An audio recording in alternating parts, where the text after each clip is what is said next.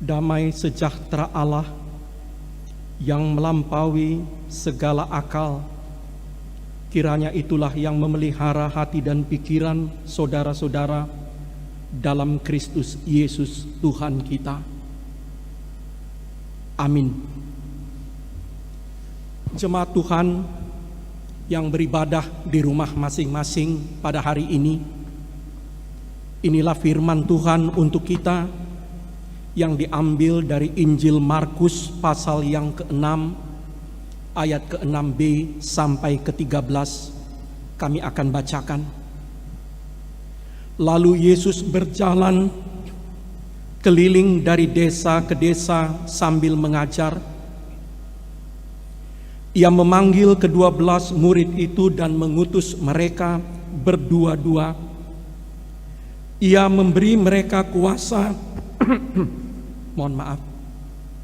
Ia memberi mereka kuasa atas roh-roh jahat dan berpesan kepada mereka supaya jangan membawa apa-apa dalam perjalanan mereka kecuali tongkat, roti pun jangan, bekal pun jangan, uang di dalam ikat pinggang pun jangan.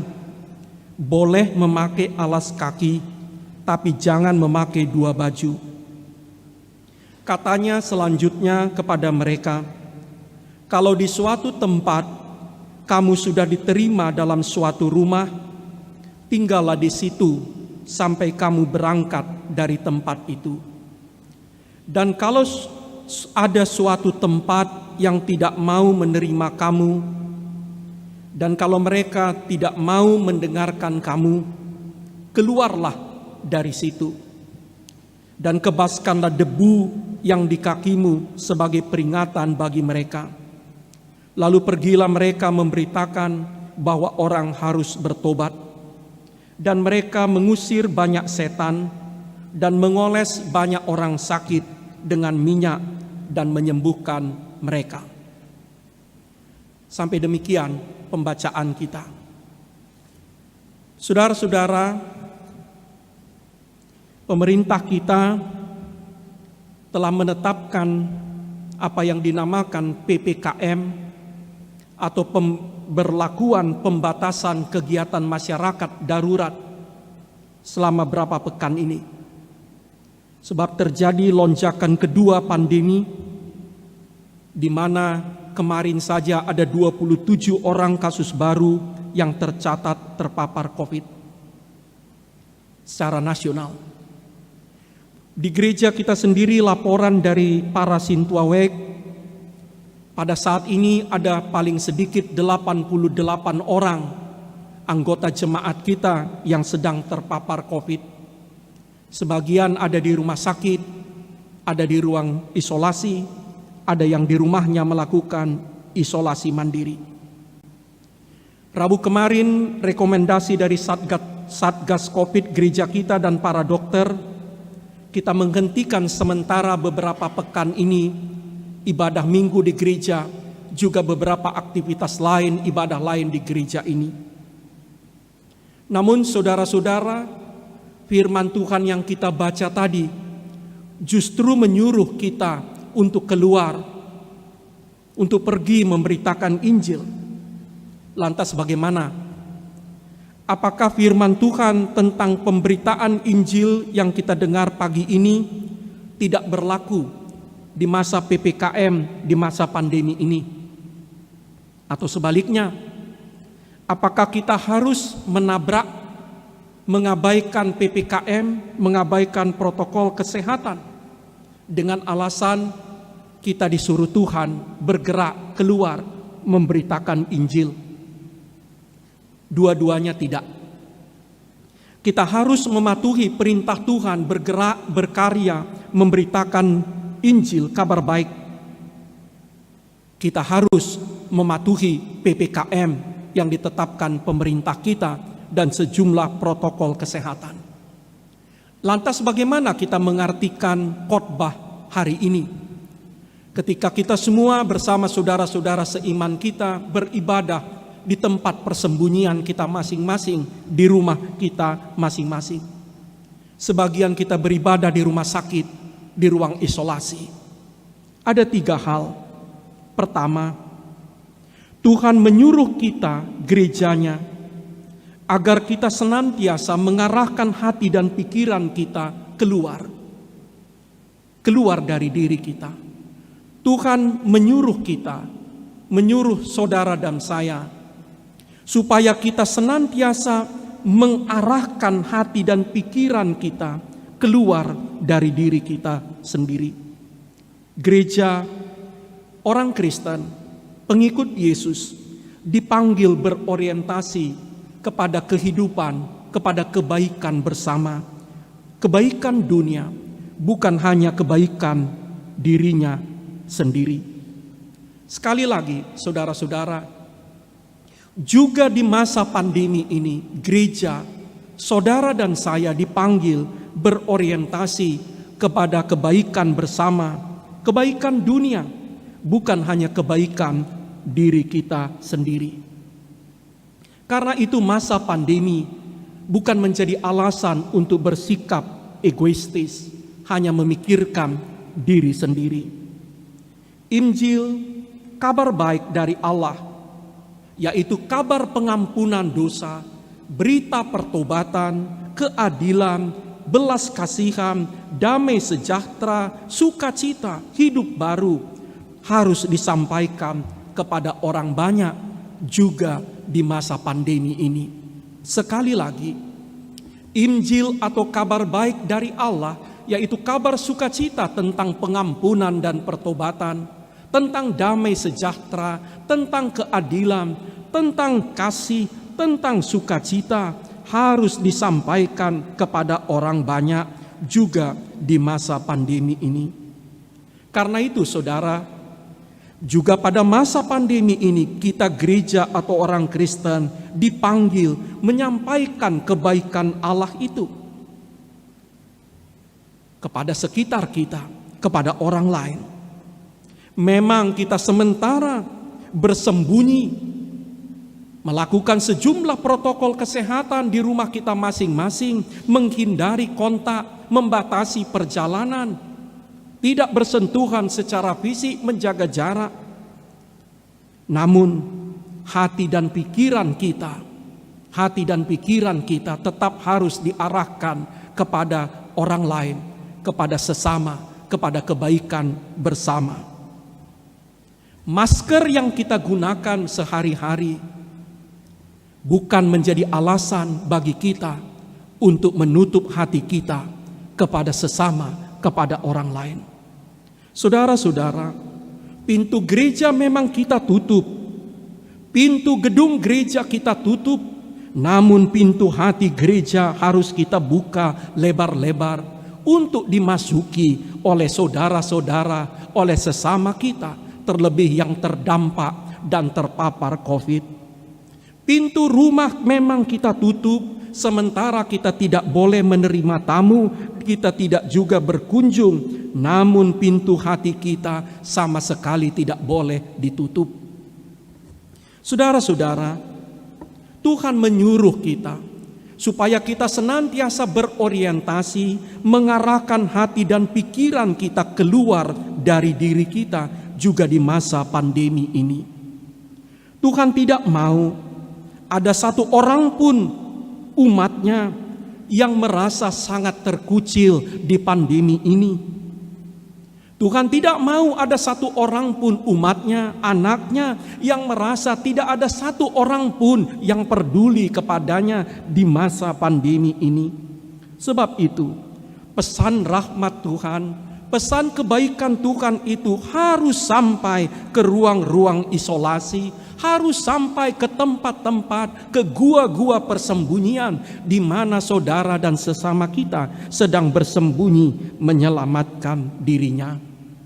Saudara-saudara, kita, saudara dan saya yang masih sehat, dipanggil menjadi kurir Tuhan, menjadi agen Tuhan, menjadi supir Gojek Tuhan untuk mengirimkan kebaikannya, menyampaikan rahmatnya kepada sesama, sambil kita menjaga diri kita sendiri tetap sehat dan terhindar dari COVID. Sekali lagi, Tuhan memanggil saudara dan saya menjadi kurir untuk menyampaikan pesan kebaikannya, pesan rahmat Tuhan kepada semua saudara dan sesama yang sedang bersembunyi, sambil tetap menjaga diri kita sendiri agar kita tetap sehat dan terhindar dari COVID. Itulah pesan pertama untuk kita hari ini. Sekali lagi saudara-saudara, masa pandemi ini bukan alasan untuk memikirkan diri sendiri. Boleh kita memikirkan diri kita sendiri, tapi bukan satu-satunya yang kita pikirkan. Sekali lagi, pintu gereja kita tutup, namun pintu hati gereja harus kita buka lebar-lebar. Pintu rumah kita tutup, tapi pintu hati kita harus kita buka selebar-lebarnya. Dengan memakai masker, dengan bersembunyi, dengan membatasi kontak, dengan mengikuti protokol kesehatan, hati kita, pikiran kita tetap tertuju kepada sesama, kepada saudara dan sahabat, terlebih yang terdampak dan terpapar COVID itu. Yang kedua, juga di masa pandemi dan masa PPKM ini, Tuhan menyuruh kita bersaksi dan melayani dengan hikmat. Tuhan menyuruh kita membagi-bagikan berkat-Nya dengan hikmat. Tuhan menyuruh kita memberitakan Injil dengan hikmat. Kalau kita, saudara dan saya, ikuti tadi pembacaan Markus 6, bagaimana Yesus menyuruh murid-muridnya, sangat relevan dengan kondisi perang, sangat relevan dengan kondisi pandemi yang kita hadapi. Pertama, Yesus membentuk tim yang solid. Muridnya dibagi-bagi dalam tim yang solid, terdiri dari duet atau 2 orang. Kalau kita baca dalam cerita-cerita peperangan, tim duet atau 2 orang adalah unit pasukan perang yang paling solid, yang sehidup semati membela temannya. Mereka tidak bekerja sendiri. Dalam masa pandemi ini pun kita dipanggil membentuk tim-tim yang solid untuk memberitakan Injil, untuk berdiakonia, untuk menyampaikan cinta kasih Allah. Kita tidak bayangkan kita bisa menyelesaikan masalah ini seorang diri. Kita harus bekerja sama.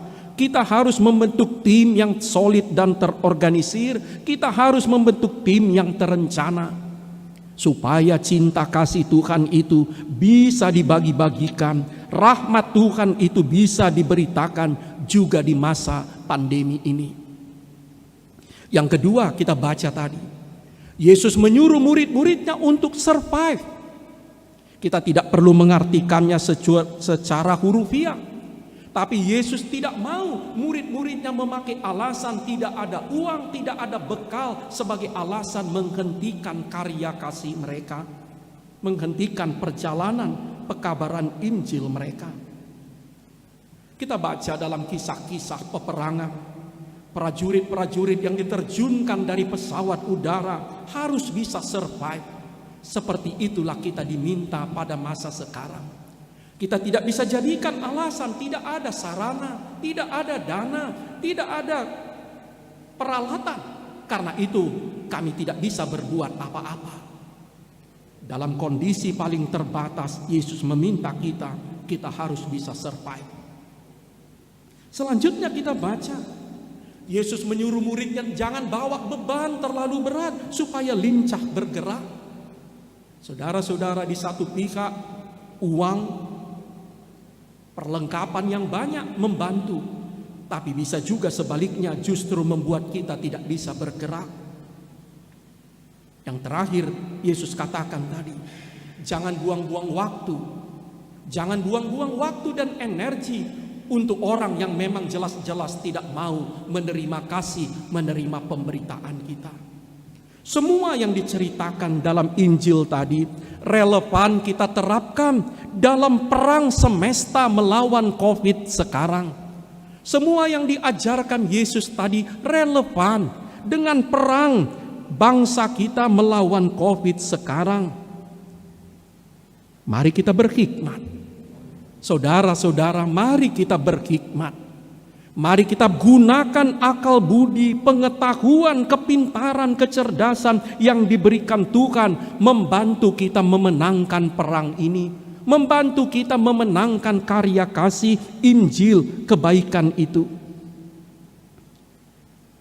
Dalam rapat Parhalado Jumat kemarin, gereja kita sepakat menghidupkan kembali lumbung pangan dan kesehatan atau lumbung kasih HKBP Tangerang Kota yang pernah kita lakukan di tahun sebelumnya di awal pandemi. Kita mau mengorganisir sebaik-baiknya agar tidak ada satu orang pun anggota jemaat, saudara dan sesama kita yang merasa sendirian menghadapi pandemi yang sangat mengerikan ini. Terutama ketika dia sangat kesulitan secara ekonomi dan terpapar COVID pula. Selanjutnya, kita harus keluar ke masyarakat kita juga, sebab saudara-saudara kita juga banyak yang kesusahan. Semua ini kita lakukan dengan tetap melakukan protokol kesehatan kita. Kami tidak jemu-jemu menyampaikan kepada Amang dan Inang saudara-saudara, tetap lakukan protokol kesehatan. Memakai masker itu bukan aksesori. Pakailah masker sekarang anjuran 2 lapis, pakailah masker yang memenuhi syarat. Bukan hanya saat acara resmi, tapi justru ketika kita sedang berbicara, berdekatan dengan orang lain. Dan ingat pesan orang tua zaman dahulu, jangan bicara waktu makan. Jangan bicara waktu makan. Sebab disitulah droplet yang mengandung virus itu seringkali tertukar. Yang ketiga dan terakhir, apa pesan Tuhan? Tuhan memberi kita kuasa, memberi kita kompetensi, membagi-bagikan kebaikannya, menyebarkan kasih-Nya. Tuhan memberikan kepada gereja kita, kepada saudara dan saya, kuasa, wibawa, kompetensi, kemampuan untuk membagi-bagikan kasih dan kebaikannya. Gunakanlah itu. Saudara-saudara, orang yang suka mengeluh dan bersungut-sungut biasanya orang yang tak berdaya. Orang yang suka mengeluh dan bersungut-sungut di masa sulit biasanya adalah orang yang tak berdaya, orang lemah. Gereja yang suka mengeluh, gereja yang bersungut-sungut juga di masa pandemi juga adalah gereja yang lemah dan tak berdaya itu. Tuhan mau supaya gereja kita bukan menjadi gereja yang lemah, gereja yang tak berdaya, gereja hanya bisa mengeluh dan bersungut-sungut. Sebab Tuhan memberikan kepada kita kuasa, wibawa, pengetahuan, kompetensi untuk menyebarkan rahmat-Nya, menyebarkan cinta kasih-Nya. Seorang